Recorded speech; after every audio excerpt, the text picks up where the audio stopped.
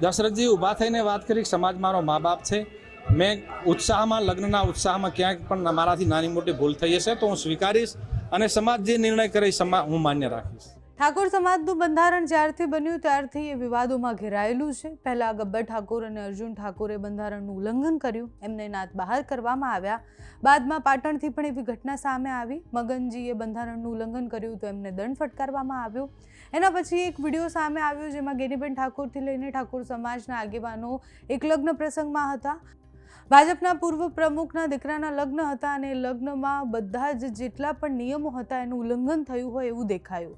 મોંઘી દાટ કંકોત્રી હતી, જમણવાર મોંઘું દાટ હતું અને પછી સોશિયલ મીડિયા પર આ બધા જ નેતા અને આગેવાનોને ખૂબ ટ્રોલ કરવામાં આવ્યા. બધાએ સવાલ કર્યા કે નિયમો માત્ર સામાન્ય માણસ માટે જ છે, શું નિયમો નેતા પર લાગુ નથી થતા? બંધારણ આ ઠાકોર સમાજના નેતાઓ પર લાગુ નથી થતું?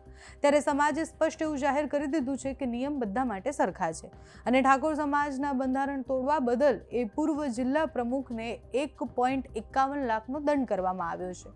હારીજમાં દશરથજી ઠાકોરના પુત્રના લગ્ન પ્રસંગનું આયોજન કરવામાં આવ્યું હતું. આ પ્રસંગે રાખવામાં આવેલા શાહી કંકોત્રી, ભવ્ય રિસેપ્શન અને જમણવારના વિડીયો સોશિયલ મીડિયા પર ખૂબ વાયરલ થયા.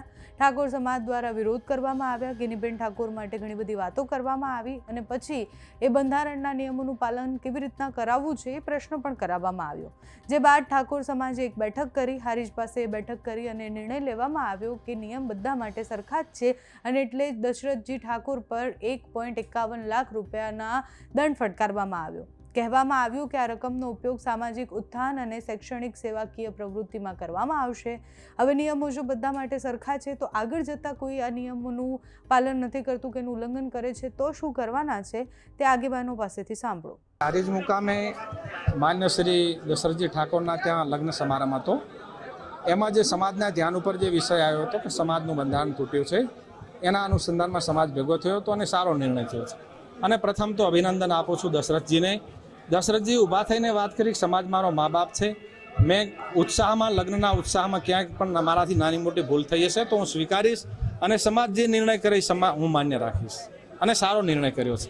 અને અભિનંદન આપું છું દશરથજીને અને હારીજ તાલુકાના ઠાકોર સમાજને કે નિર્ણયને દશરથજીએ વધાયો અને તાલુકાના તમામ આગેવાનોએ વધાયો છે. અમારા સમાજનું બંધારણ જે થયેલું છે એ બંધારણમાં ક્યાંક દશરથજી મારફતથી થોડી ભૂલ થઈ હતી અને ભૂલ આપ જુઓ છો સોશિયલ મીડિયાના માધ્યમથી ક્યાંક વિરોધ થઈ રહેલો હતો. તો અમારી સમિતિએ અમને બંને પ્રતિનિધિને અહીં મોકલ્યા હતા અને અમે કાલે દશરથજીને અને અહીંના સમિતિના લોકોને મળ્યા હતા અને અમને ભૂલનો સ્વીકાર કર્યો હતો.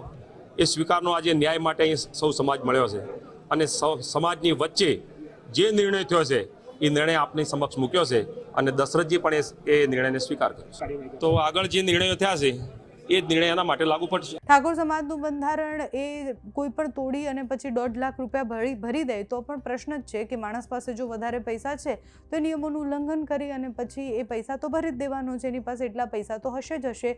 આપણે જ્યારે બંધારણની વાત કરતા હોઈએ એટલે કોઈ પણ એ સમાજનું બંધારણ હોય, દેશનું બંધારણ હોય કે જે રીતના અત્યારે નવો ટ્રેન્ડ છે કે દરેક સમાજ પોતાનું બંધારણ લાવે છે, એ બંધારણોનું પાલન કેટલું થાય છે, એના માટે જે નિયમો બનાવવામાં આવે છે એનું પાલન કેટલું થાય છે. 1.5 લાખ રૂપિયા આપી અને જો તમે માફ થઈ શકો છો એટલે તમને માફી મળી જાય છે તો કેટલા લોકો એવા હશે જે 1.5 લાખ રૂપિયા આપવા માટે સમર્થ છે અને એ આપી પણ દેશે. જેમ દશરથજી આપી દેવાના છે 1.5 લાખ, મગનજીએ આપી દીધા છે 1.5 લાખ. આગળ જતાં બંધારણનું ઉલ્લંઘન કરનાર સાથે શું થવાનું છે એ પણ જોવાનું રહ્યું. તમારું આ વિષય પર શું માનવું છે અમને કમેન્ટ્સમાં જણાવજો. અત્યારે આ વિડીયોમાં બસ આટલું. જો તમે અમને યુટ્યુબ પર જોઈ રહ્યા હોય તો સબસ્ક્રાઈબ કરજો, ફેસબુક પર જોઈ રહ્યા હોય તો ફોલો કરજો, અમારા વિડીયોને લાઈક અને શેર કરજો.